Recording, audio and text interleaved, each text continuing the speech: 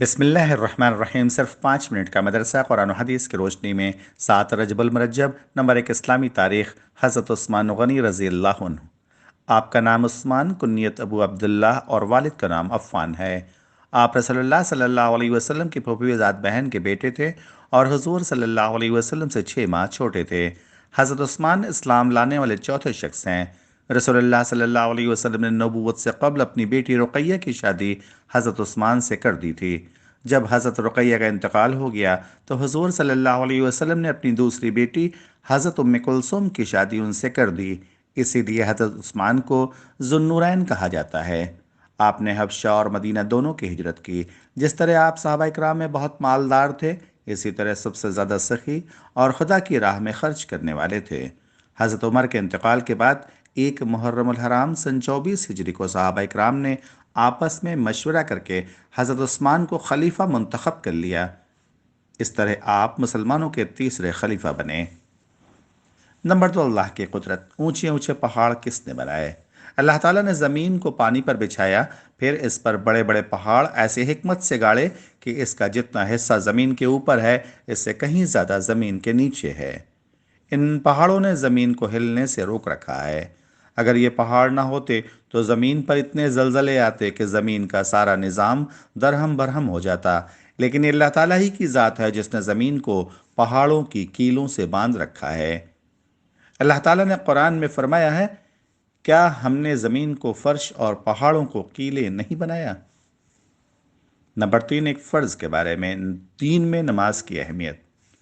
ایک آدمی نے آپ صلی اللہ علیہ وسلم سے عرض کیا، اے اللہ کے رسول، اسلام میں اللہ کے نزدیک سب سے زیادہ پسندیدہ عمل کیا ہے؟ آپ نے فرمایا، نماز کو اس کے وقت پر ادا کرنا، اور جو شخص نماز کو چھوڑ دے، یعنی نماز کو جان بوجھ کر چھوڑ دے، اس کا کوئی دین نہیں ہے، اور نماز دین کا ستون ہے۔ نمبر 4، ایک سنت کے بارے میں، ہر نماز کے لیے تازہ وضو کرنا۔ حضرت انس رضی اللہ عنہ بیان کرتے ہیں کہ آپ صلی اللہ علیہ وسلم کی عادت شریفہ تھی کہ باوضو ہونے کے باوجود ہر نماز کے لیے تازہ وضو فرماتے، اور ہم لوگ کئی نمازیں ایک ہی وضو سے پڑھتے تھے۔ نمبر 5، ایک اہم عمل کی فضیلت، آپس میں صلح کرانا۔ رسول اللہ صلی اللہ علیہ وسلم نے فرمایا، کیا میں تم کو ایسی چیز نہ بتاؤں جس کا درجہ نماز، روزہ اور صدقہ سے بھی بڑا ہوا ہے؟ صحابہ نے عرض کیا، اے اللہ کے رسول، ضرور بتائیے۔ آپ نے فرمایا، 2 آدمیوں کے درمیان صلح کرانا۔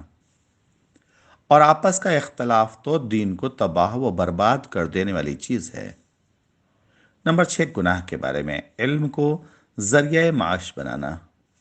رسول اللہ صلی اللہ علیہ وسلم نے فرمایا، جس علم کے ذریعے اللہ کی خوشنودی اور رضامندی حاصل کی جاتی ہے، اگر کوئی آدمی ایسے مبارک علم کو صرف دنیا کا مال و متاع حاصل کرنے کی غرض سے سیکھے گا تو کل قیامت کے دن ایسا آدمی جنت کی خوشبو بھی نہیں سونگھ پائے گا۔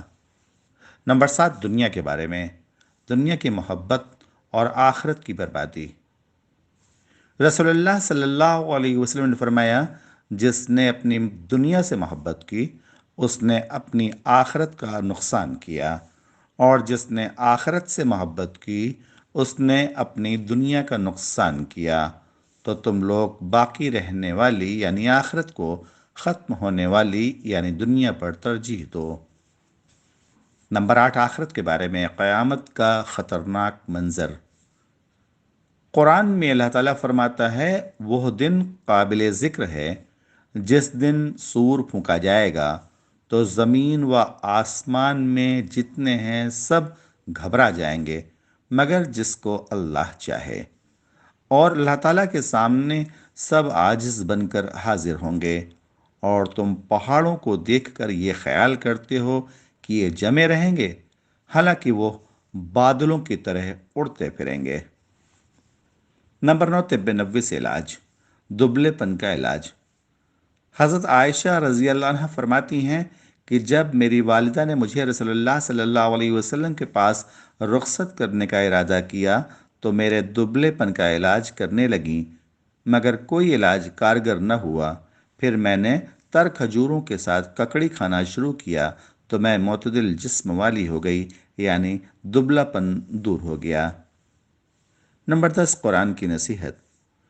قرآن میں اللہ تعالیٰ فرماتا ہے، اللہ تعالیٰ کے احکام کو ہنسی کھیل نہ بناؤ، اور اللہ تعالیٰ نے تم پر جو احسان کیا ہے ان کو یاد رکھو، اور اس نے تم پر کتاب اور عقل و حکمت کی باتیں اتاری تاکہ ان کے ذریعے تمہیں نصیحت فرمائے، اور اللہ سے ڈرتے رہو، یقین جانو اللہ تعالیٰ ہر چیز کو خوب جانتا ہے۔